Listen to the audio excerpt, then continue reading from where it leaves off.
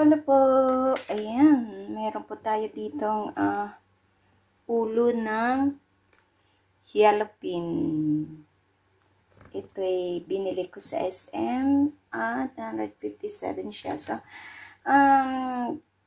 sabi ng aking lolo ay tikman daw niya yung ulo. Kasi sa kanila, ang ulo ng isda ay tinatapon. So, pispilay lang talaga sila. So, dito, sabi ko, favorite ko po yung ulo ng isda. So, sabi niya, try daw niyang kumain. So, nakita ko ito sa SM.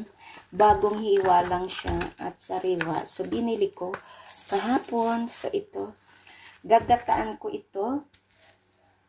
At, meron ako ditong pichay. Ito yung panggata ko. Meron akong pichay at talong na dalawa. So, tingnan natin kung gaano kadami ba ito. Parang madami. Ayan, ayan siya, oh. Kahapon sariwang-sariwa po to. At hugasan ko po siya. So, ayan. Medyo madami itong ulo. Kaya, binawasan ko po siya ng dalawa. Kasi, medyo madami. So, ayan. Yellowfin. Yan, ito ay nahiwa ko na at ang gata natin, andito na yung ating bawang, sibuyas at sili na isang haba. Yan, yan lang po. Hindi pala ako nakabili ng luya. So, ayan. So, gabi na. So, magluluto na lang po tayo kung ano lang po ang nandito. So, ayan. Igisa ko muna siya sa bawang. Para,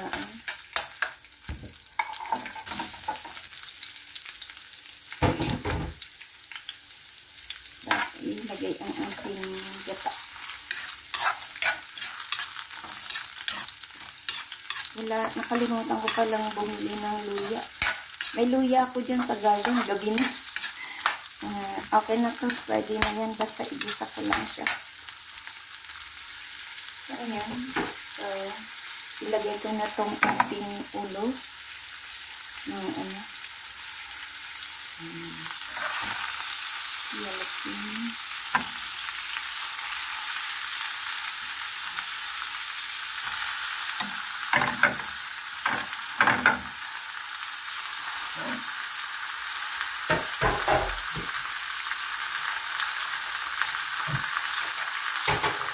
So, lagyan ko po siya ng black pepper.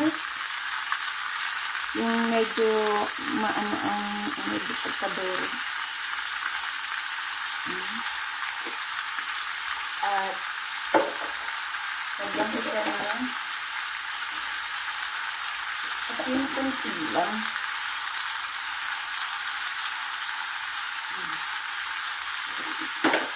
At lagyan ko siya ng kamanan.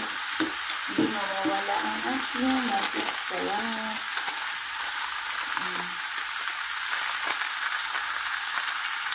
Ilang siya.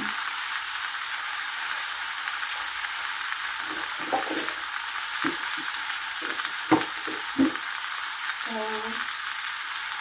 ilagay ko po yung ating gata. Ayun.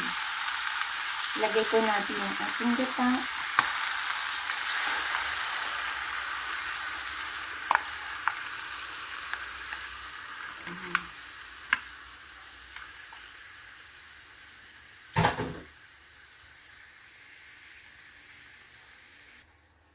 So, ayan. At ilagay ko na rin itong ating sili na nag-iisa. At ilagay ko na rin yung ating what's this? Talong. Ayan. At takpan po natin siya. Ang pichay, mamaya ako na ilagay yan. So,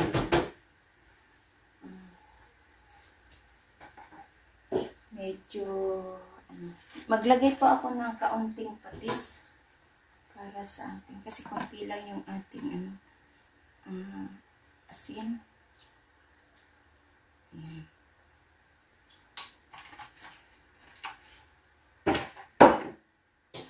So, timplahan na lang natin siya mamaya pag medyo okay na ang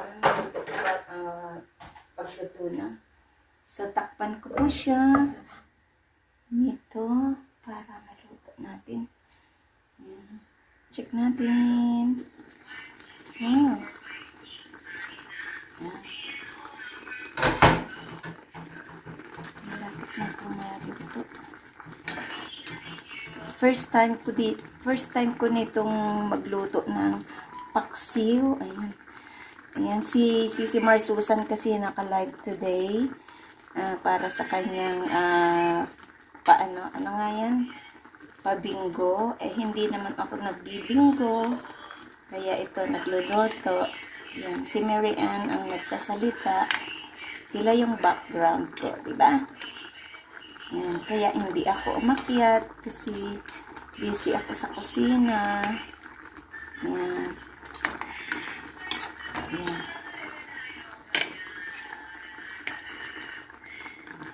Check natin.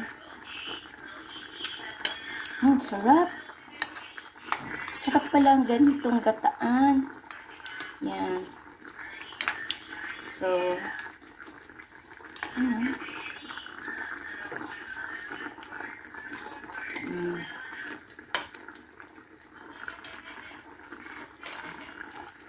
Sarap niya.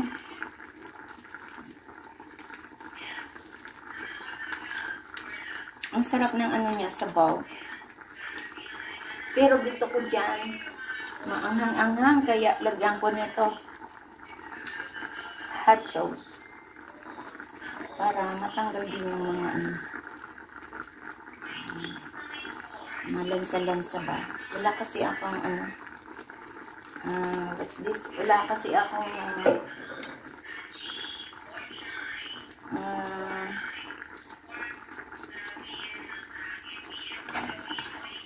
luya. Ayan.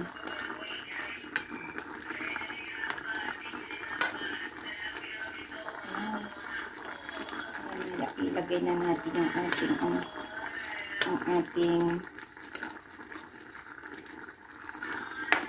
so ilagay na po natin. Siguro pwede na natin ilagay ang ating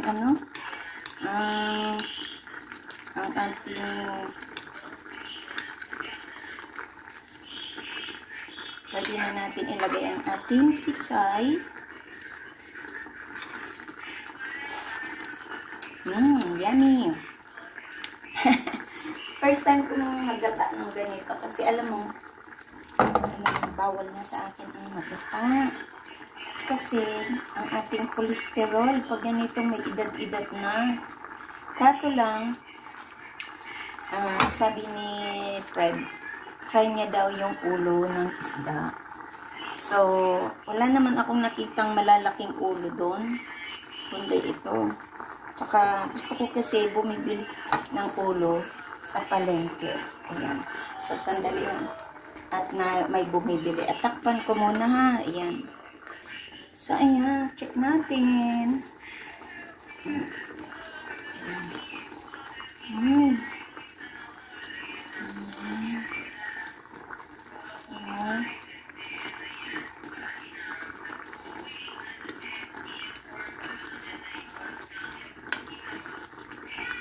Ito na siya.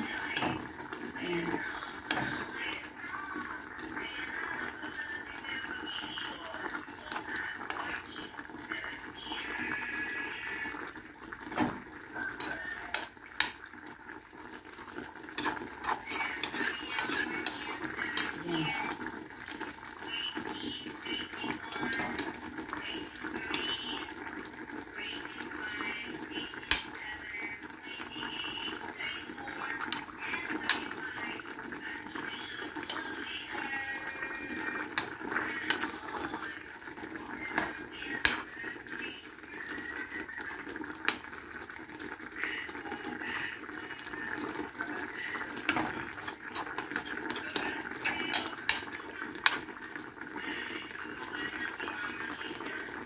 Ang sarap na ito, promise. So, tatawagin ko kasi siya, si Fred, pag oras na ng pagkain. Kasi gusto niya daw kumain. So, ito. Tingnan natin kung sarap. Ang charap-charap. So, ayan, takpan ulit natin at sa ay pwede na nating hanguin ang ating So, kita-kita na lang tayo sa aking ilagay ko na lang siya sa ating serving bowl, sa ating mangkok. Ayan. So, ayan na po ang ating ginataang ulo ano nga ba ito?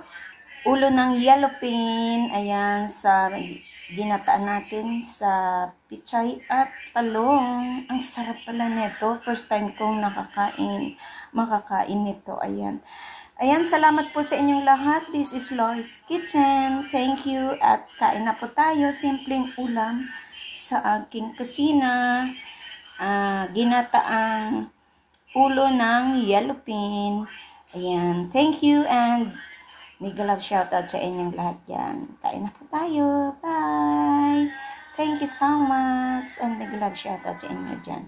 Bye-bye!